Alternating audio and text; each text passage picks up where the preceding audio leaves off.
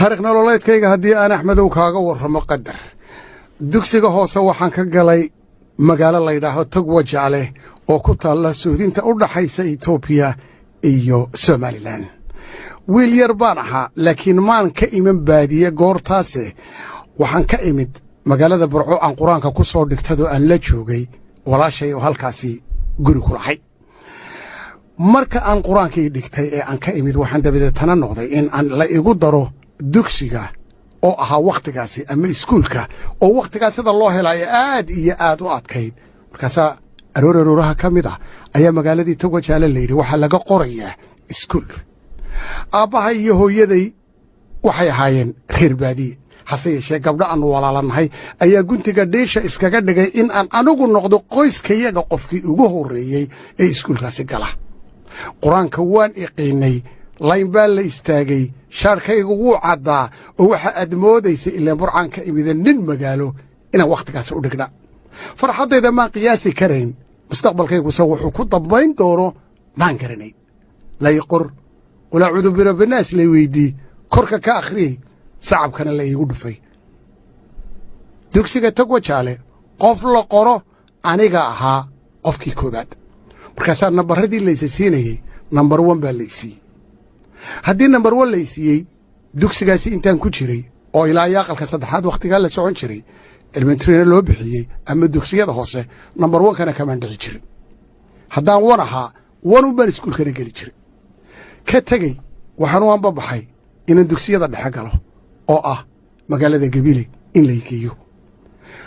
inaan ismaamulno ayaannu wakhtigaas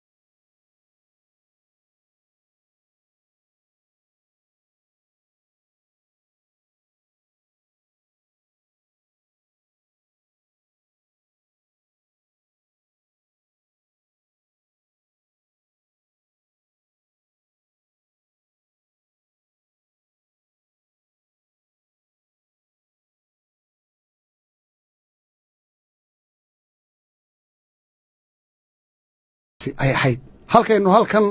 qaar da'doodu ad yaabto weli aynu gacanta hayno dugsiyadii tegey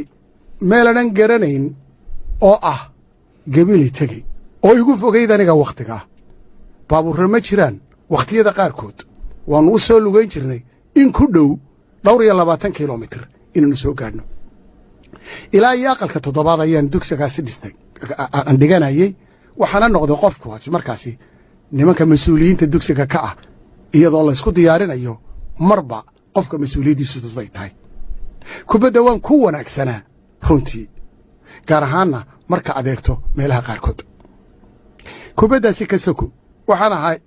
ninka qabanqaabiya had iyo jeer maxfallada layskugu yimaado maalinta khamiista ah dugsigaasi markaasaa waxaannu qaadi jirray heeso inta badan u badan af carabi cod buu eebbaysiiyey wakhtigaa uma malaynayo codka heesta iyo ka wariyannimadu inay wadaagaane laakiin wuxuunbaa ka dhaxayn kara waxaan ahaa wax loogu yeedho qayskuna micnihiisu yahay heesaa wanaagsane ama ninka heesa waxaa lisu dayi jiray markaa inay yidhaahaan idris bal hadda caawa waxaad qaaddaa halkaa iyo halkaa heesaha la qaada markaa umaanu garanayn kuwa soomaalida balse kuwa carabiyoo lanoo dhegi jiray ayaannu qaadi jiray halkaa markii aan joogo dugsigaasi waan ka qalin jabiyey kadibna waxaa noqday nin baarka caddaystay oo u diyaara nolosha inuu galo walaalahay way koolkooliyeen si aan dugsiyadaasi u dhammaysto imtixaan la galay ayaa waxaan helay inaan noqdo mucallimiinta dugsiga lagu baro oo ah halkee mid ka dhisan afgooye muqdisho ma aqaani halkay ku taallaa maxaa loo raacaa siday u eg tahay laakiin 20 inanoo laga qaaday waqooyiga ayaan wakhtigaasi ka mid noqday inta aanan taasi gelin firfircoonidaydii wakhtigaa waxay la gashay nin isfaanshay waa riis jaqday ama isnuugtade inkastoo qaarba joogaan boy scoutska nabadii la odhan jiray inaan anigu had iyo jeer abaabuli jiray markaanse muqdisho tegay halkeedaan ka ambaqaada arrintee ayaa waxaa soo baxay dugsigii 20 iyagiiba halkaasi in la gegeeyo ragga halkan joogeennu dugsiga iskugu nimid waa badan yihiin faarax askari baa ka mid ah oo rabca goobtaasi aannu joognaa markaasaa waxaa la ciyaari jiray ama noo macallimiin ahaa intooda badan rag maraykana intig baa wakhtigaa la odhan jiray markaasaananu magaalada tegi jirin laakiin waxaa lanoo bixiyey carruurtii maraykanka ilayn sidaasay ahaayeen ismaaciil buubaa oo aad garanayso oo dawladdii soomaaliyana ka mid noqday macallimiintayada ayuu isna ka mid ahaa macallimiintayada waxaa kaloo iyaguna ka mid ahaa rag fara badan oo iminka halkan jooga laakiin waxaan jeclaystay markiiba in aan anigu maadaama aan is eegay heese aanan ku gelinayo aan aad u jeclaystay inay weriye noqdo waxaan xidhiidhin jiray mar kastaba xafladaha iskuulka lagu qabto tii waxay ii sii fasirtay inaan af soomaaligii baaxuur ku noqdo markaasi ayay taasi halkaasi iiga sii socotay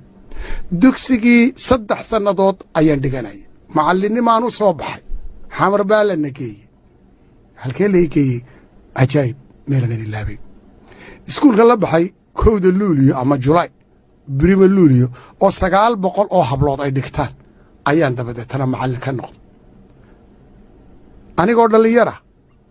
oo habla loo geeyey ha u malayn inaan qafalxumo ku dhaqaaqo balse waxaan isku dhigayna noqdo qof mas-uula halkaasoo laysku eegi jiray mar walbaba meesha la leeyahay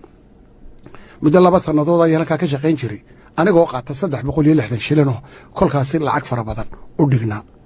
maani lowsanayn qoyskaygii keliday iskuulka ka galay lacagtayda yari waxay ahayd mid meel ku guntan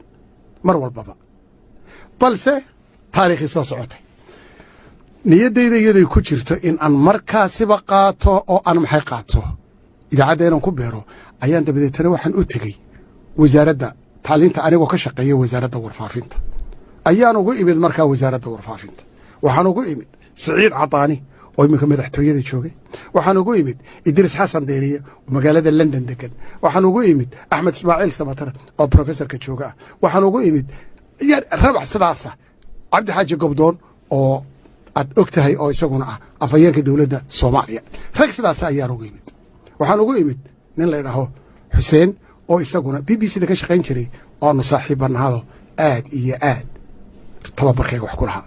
waxay arkeen markaan wax weydiistay wasaaraddii tacliinta inaan warqad kala imaado markaasaa waxaan ka sii dayn jiray halkaasi sida wax loo dhigay macallinka wanaagsana wax u dhigo ilaahayaguma kadine ilaan waxaan ahaa nin isagu sharaabadada soo jiitade waxaa noqday qof firfircoon oo u firfircoon inuu wararka wax ka qabto sidaasi darteed ayaan ku biiray reediyo muqdisho wakhtigaasi waxaan akhriyi jiray inta ugu badan inaan barnaamijyada in badan ka qayb galo imaqashiima dadaal hadday tahay sportska hadday wax kala tahay rabaca naga dambeeyey marka ayay ahayn qolada naga dambaysay waxaa ka mid ahaa isaguna axmed xasan cawke qolooyinkii naga dambeeyey ka mid ahaa isaguna waxaa ka mid ahaa isaguna aadan nuux dhowle waxaa ka mid ahaa isaguna yacni rabaca dambe ee ugu dambeeyey iminka b b c da ka shaqeeya oo dhani waxaan qoladii naga dambaysay markaasi soo gashay noloshaydii sidaan ku galay sidaasay noqotay dabadeetana waxaan caan ku noqday markii dambe gobollada ciyaarihii la qaban jiray ee sportska hayskugu iman jireen ayaan ku soo baxay in aan anigu noqdo raggii ugu wanaagsanaa cid ka mid ah laakiin dad iga wanaagsani meesha ay jireen uu ka mid yahay weli xaaji cali oo jooga magaalada berbera oon runtii ahaa ninka tababarka halkaa iga siiyey waxaan noqday markaasi nin caan ku ah naagaraha ama rikoodhada wax lagu qaato iyo beejood yar ama mooto iyo stadiumkii magaalada muqdisho halkaasaan ka amba qaaday nolosheedaasi sidaasay muddo ahayd waan ka tegey dabadeetana magaalada hargeysaan tegey iyadoo wakhtiga aabbahay dhintay markaan wiig joogay ayaa wasiirkii warfaafintu uu ii soo magacaabay inaan hargeysa ka shaqeeyo oo aan bedelo Saciid Cadaani muddo markii aan ka shaqaynayey ayaa dabeetana allah u naxariistay cabdikariin xaaji ducaalo directorka ah radio hargeysa ayaan haddana la yidhi adigu bedel muddo 5 sannadooda ayaan halkaasina ka shaqeeyey markaan intaan ka shaqeeyey waxaan isku dayey inaan abaabulo heesihii faraha badna iyo dadka codadka wanaagsana ee ka soo baxay magaalada hargeysa oo yaa ka mid ah Harewa ka mid ah oo yaa ka mid ah Khadra Daahir baa ka mid ah oo yaa ka mid ah Saar Axmed baa ka mid ah oo suuqa ku kala daad yaa ka mid ah Aamin Axmed baa ka mid ah oo yaa ka mid ah jilayaasha yaa ka mid ah basbaas baa ka mid ah oo yaa ka mid ah allah u naxariisto huriya ka mid ah oo iyo qaar kaloo badan xasan gani oo aan ka soo kaxayna markaas isagana ciidamada waxay noqotay goobtii aan ka shaqaynayay goob ay iskugu yimaadaan markaasi dadka fanaaniinta ah hoyga allahay anigana waxay ii dhalisay markaasi magac iyo maamus iyaguna waxay dhaliyeen riwaayadaha kuwii ugu wanaagsanaa boon xirsi oo hudhal ka shaqaynaya ayaan dabadeetana dalabkiisii sidaan u arkay aan ka soo kaxeeyay meesha markaasaa siduu u jilayay ayaa halkaa yimid taasi waxay ahayd runtii noloshii halkaasi ka jirtay kadib guryaan u dhisay heesihii hirgale baan abaabulay dadka soo baxay inta badan ka soo baxay heesaha hirgale ka soo baxeen ilaa imikana lagu dhaato codkooda ha kaba hayso Khadra hadday tahay Aamin Cabdilaahi hadday tahay kuwa kale badan ee aan had iyo jeer xiisayno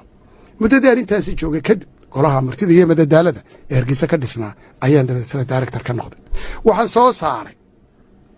oo maskaxdeyda ku jirtay dad cusub oo yaryari ha yimaadeen markaasaa jilayaasha hadday tahay iyo hadday wax kala tahay ay iman jireen waxaan isugu keenay xuseen oo faarax allah u naxariisto waxaan keenay magool allah u naxariisto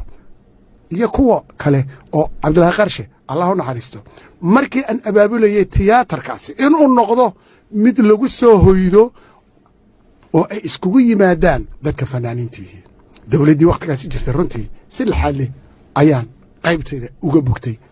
maantana aan ku leehay magac iyo maamus inaan dalkaygii markaan marayo qof kastaaba yidhaa dirisoo goobtaad dhistay waa tan halkaad ka shaqaysana waa halkan waxa iigu farxadda badan leh eed isleedihiin waad soo yaraatay dirisow nin yar baad soo noqotay xaalalkeebuu ka baxay wax kale ma aha waa qosolka farxadda iyo xasuusta gaar ahaaneed ee laygu dhaliyey jabuuti oon ka shaqeeyey markii gobonimada ay qaadatay iyadana ayaa waxaan ka sameeyey barnaamijyada kuwii ugu wanaagsanaa oo ah barnaamij la baxay barida wanaagsan caanna ku ah dalka jabuuti yaa ila jila allah u naxariistee ninkii marxuumkii jilahaa ee ugu weynaa ayaa isaguna halkaasi ila joogay oo miicaad miigana waxaa ila jilay oo isaguna halkaa jigjigaawi allah u naxariista labadaba barnaamijkaasi oo ka sheekaynaya dhaqanka iyo dadka mataal haddaan qaato oo barnaamijka inta ugu yar qaato odaygii ayaa laga qaatay la odhan jiray allah u naxariista miicaad dahabkiisii sida looga qaatay islaantiisa oo la yidhi islaantaadii wadaadday leedahay wadaadadiibu dabadeetana yidhi iska bixi dahabka haddaad doonaysana wadaadda kaa soo saaro jila isagaa jilaaya wuxuu ogaaday in dahabkeedii la qaatay islaantiisii baa tidhi dahab iibi kaan ku iibi xagguu maray waa tii aan saarka iskaga tumay arrintii baa cirka isku shareertay islaantii saartumu u tegey wuxuu soo kaxaystay kuwo intuu u sameeyey sida aad u yaabto iyo siduu u soo abaabulay sheekh iska soo dhigay oo yidhi aakhiraanu ka nimid waa isagii ka aakhira ka yimid islaantii lacag gurato ee ka qaadatay xaaskiisa dahabka ayaa uu yidhi loo sheegoo la yidhi ninbaa aakhiro ka yimid islaan lala guursaday dhibaatadeeday leedahay markaasay tidhi alla ilahay islaantii yaraydoo odagii aan wada joognay berigii dhoweed guursaday hadalkuba ha ku yaraadee kolley taa cadaabtaa la geynayay ka soo warso wadaadkan ka yimid imika aakhirada warsatay isaguuma jeeda waxaa wuxuu idhi bal waran nabad sheekh waxaan ku weydiinayaa hee waa isagii ninka ka goraya tubalaayoo baasa oo odaygu beri nala guursaday oo cawdhan ahayd ma cadaabtaa lagu sii waday mise jannada waa u og yahay markaasuu yidhi soo islaanta fanaxdala ma aha ee laba dhalka ah wuu og yahay sheekadoo dhan islaantaa jannadaa la geynaya kor bay u boodday len walala guursaday iyadoo cadhoonaysa waxay tidhi oo ta jannaa cid walba may gashaa maadugide sadaqadda ayay ku ronayd buuri intana adoo xeeraansanaydo ay dadka siin jirto saasay ku mutaysata si uu qaato alaabtiisa ma aragta bay tiri inan yaroo fanax lahayd oo timaheeduna madoobaayeen oon edaw ahaa oo qadar jabtay micnihii iyadoo yar dhimatay inanta quruxda u dhalatay sow ma aha ta indhaha waaweyn la sow maa haadaysa intaa haysaa haa farriin bay kaa soo furtay waxay ku tidhi dahab wixii adeysoo dhan cadaabtii iyo maxay iyo jannadii dhexdoodaan joogaaye waxaa layga sugaya dahabka haddaad ii soo dirtana jannaduun baan geli haddii kalena xaalkaygu waa halkaad garanayso waan hayaabay tiri oo dahabkeediibu kula noqday dahabkiiba u soo urursay haa ma ku soo fartay waa kiisii siliska ha ka iman bay ku tiri fargashiga weynna soo raacay bay ku tiri wixii oo dhan bu ka qaatay jirista barnaamijyada saas ayaa jiray oo runtii xiisa lahaa xasan jabuuti kula kulmay ma dhammayn karo jabuuti markaan tegey waxaa noqday qof dalkiisii labaad tegey